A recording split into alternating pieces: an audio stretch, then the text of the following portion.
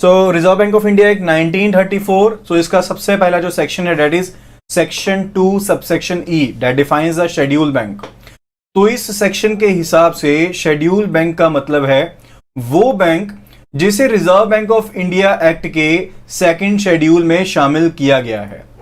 ठीक है, तो इस एक्ट के हिसाब से शेड्यूल बैंक जो है that is defined in section 2E of reserve bank of India act. And schedule bank उस बैंक को कहा गया है जो reserve bank of India act 1934 के सेकंड शेड्यूल में शामिल है। तो इसेंशियल कंडीशन, जो जरूरी कंडीशन है इस चीज के लिए, that is regarding the paid up capital and reserves. तो इसेंशियल कंडीशन क्या है? That is regarding the paid up capital and reserves. अगर आप पेड अप कैपिटल नहीं जानते हैं तो आपको बता देता हूं। लाइकवाइज आपने शेयर्स इशू किए, आपने इक्विटी इशू की। अब इक्विटी इशू करने के साथ जो पैसा आपके पास आता है, यानी कि आपकी जो कैपिटल जो पे हो चुकी है, आपको पैसा मिल चुका है, that is your paid up capital. And reserves क्या है? जैसे जैसे आपके प्रॉफिट अर्न होते रहे, जैसे जैसे आपके प्रॉफिट अर्न होते रहे, तो आपने कुछ एक रिजर्व्स को रिटेन कर लिया, आपने कुछ एक प्रॉफिट्स को रिटेन कर लिया। वो जो प्रॉफिट रिटेंशन रहेगी that could be in the form of reserves, वो रिजर्व्स की फॉर्म में रहेगी। तो that is a paid up capital and reserve. जो paid up capital and reserve की जो अमाउंट है वो 5 लाख से कम नहीं होगी। एंड फर्दर जो bank second schedule of reserve bank of India में शामिल नहीं है, उन्हें क्या कहेंगे? Those are named as non scheduled bank. उन्हें क्या कहेंगे? नॉन शेड्यूल्ड बैंक कहेंगे। तो सिंपली आपने ये याद रखना है कि जो सेक्शन 2E है that deals with the scheduled bank, that deals with the scheduled bank. ठीक है, एंड मिनिमम आपको जो paid up capital plus reserves की जो वैल्यू चाहिए दैट इज ₹5 लाख। एंड अगर वो शामिल नहीं है तब उसे हम कहेंगे non schedule bank. Then that is said to be non schedule bank.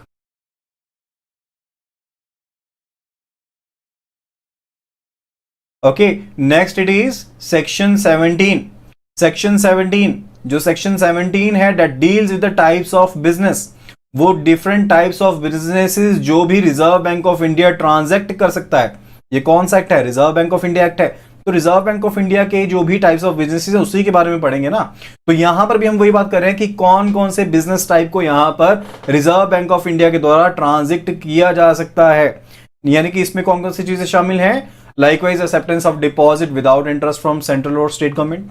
State government से, सेंट्रल गवर्नमेंट से बिना किसी इंटरेस्ट के आप जो डिपॉजिट को एक्सेप्ट कर रहे हैं वो इसमें शामिल है। फर्दर जो purchase and sale of foreign exchange है, सिक्योरिटीज है, बिल्स की रीडिस्काउंटिंग है, प्रोमिसरी नोट्स हो गए, या फिर लोन ग्रांट करने, ठीक है, वो भी किसमें शामिल है? टाइप्स ऑफ बिजनेसेस में ही शामिल है ना, जो reserve bank of India transact कर सकता है। तो section 17 deals with the types of businesses, types of businesses. Then it is section 21। Section 21 important section है। Section 21 is important section which says right to transact government business.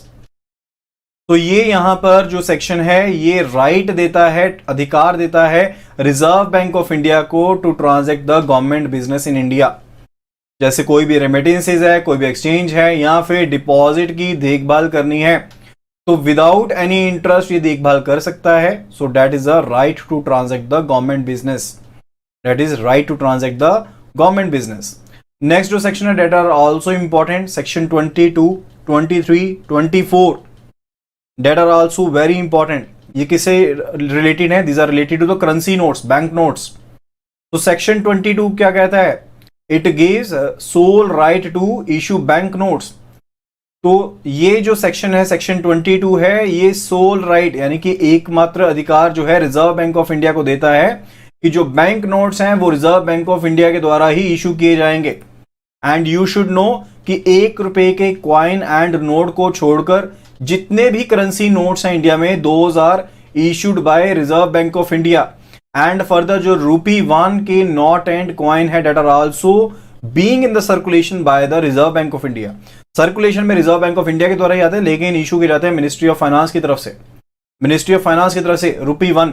उसके अलावा जो भी denomination है वो किसके अंडर आती है? रिजर्व बैंक ऑफ इंडिया के दायरे के अंदर ही आती है। Next it is regarding the section 23 that is regarding the issuing department. Issuing department यानी कि जो भी करेंसी नोट्स यहां पर इशू किए जाते हैं वो इशू डिपार्टमेंट के द्वारा तो इशू किए जाते हैं, लेकिन वो कुछ ना कुछ सिक्योरिटी को साथ में रखकर इशू किए जाते हैं। ये नहीं है कि हवा में ही आप सिक्योरिटी को इशू कर देंगे, लोन आप करेंसी नोट्स को इशू कर देंगे, आपको कुछ ना कुछ सिक्योरिटी उन नोट्स के बदले में रखनी पड़ती है। That is in the form of gold coins, Boolean and रूपी कॉइन्स, फॉरेन सिक्योरिटीज के फॉर्म में, एंड या फिर जो और अप्रूव्ड सिक्योरिटीज हैं उनकी फॉर्म में ये क्या रहती है बेसिकली, ये बेसिकली सिक्योरिटी रहती है किसके पास, इशू डिपार्टमेंट के पास, with the issuing department. And securities जो रहेंगी, अदर सिक्योरिटीज जो रहती हैं वो कम से कम कितनी रहती हैं, 200 करोड़ की रहती हैं, that are rupees 200 crore. That is regarding the section 24, section 24 that is denomination of notes. So reserve bank of India जो है वो सभी करेंसी नोट्स को यहां पर इशू करता है, सभी करेंसी नोट्स को यहां पर इशू करता है, denomination of rupees 2, 5, 10, 20, 100 up to rupees 10,000, up to rupees 10,000, that are what, that is denomination, that is a denomination of the notes that is issued by the Reserve Bank of India, जो Reserve Bank of India के द्वारा issue की जाती है। so that is in the section 24, section 24 में defined है।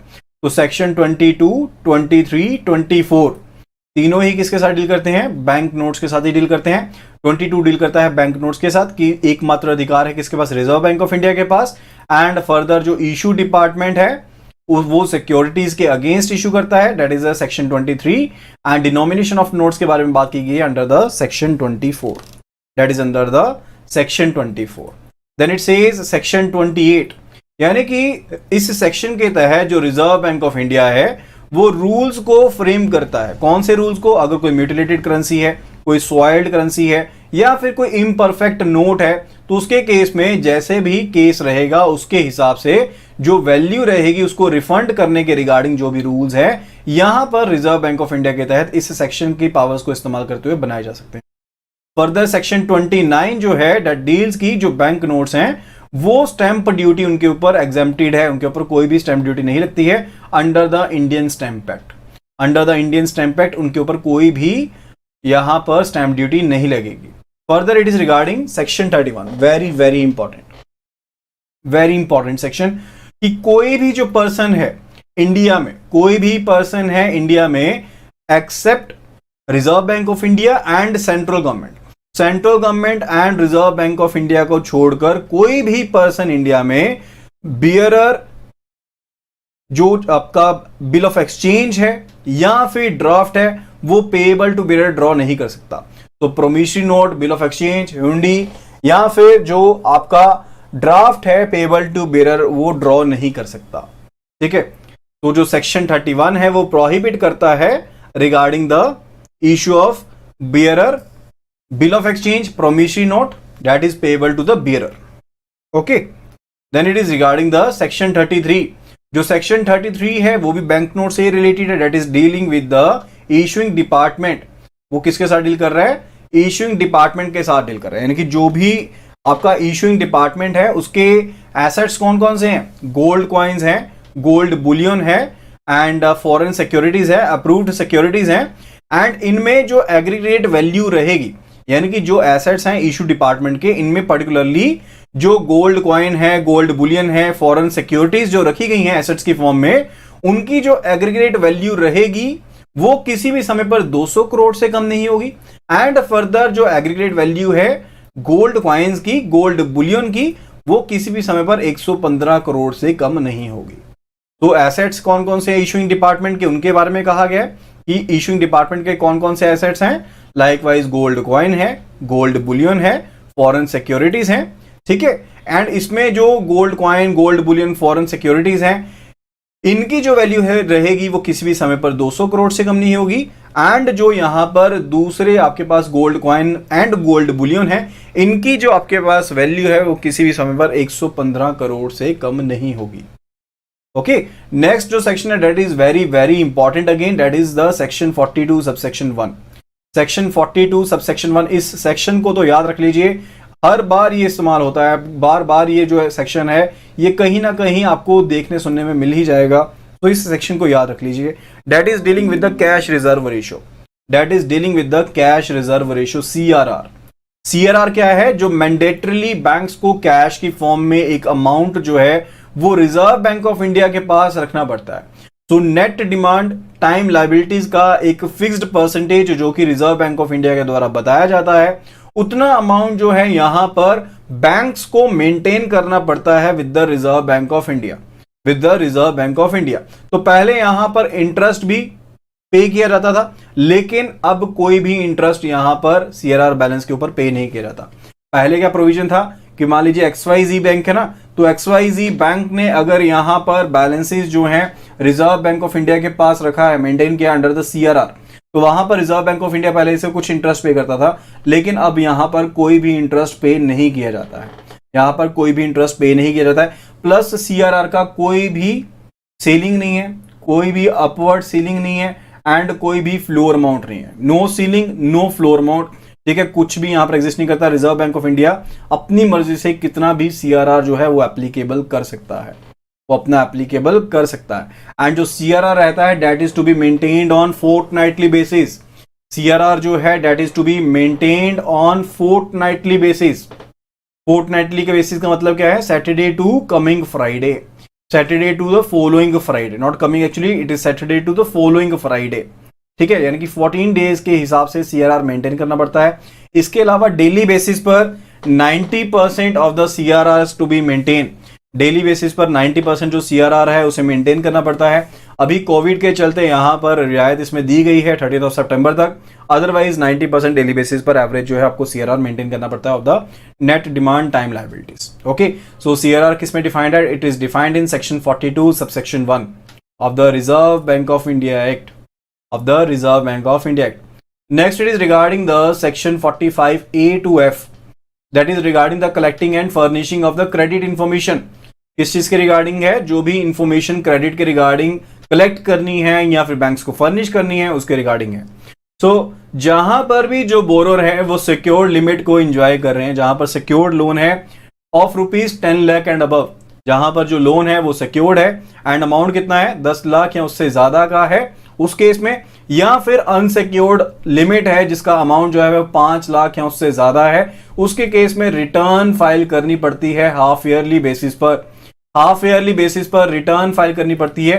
And इसके अलावा जितने भी डाउटफुल लॉस या फिर सूट फाइल्ड लोन अकाउंट्स हैं जहां पर जो एग्रीगेट आउटस्टैंडिंग अमाउंट है वो 100 लाख एंड अबव है, उसे हाफ ईयरली बेसिस पर रिपोर्ट करना पड़ता है। दो तरह की रिपोर्ट्स की इसमें बात की गई, that is BSR 1 and BSR 2। जो BSR 1 है that is dealing with the loan accounts, borrower accounts जिनका जो अमाउंट है वो 2 लाख से ज्यादा है।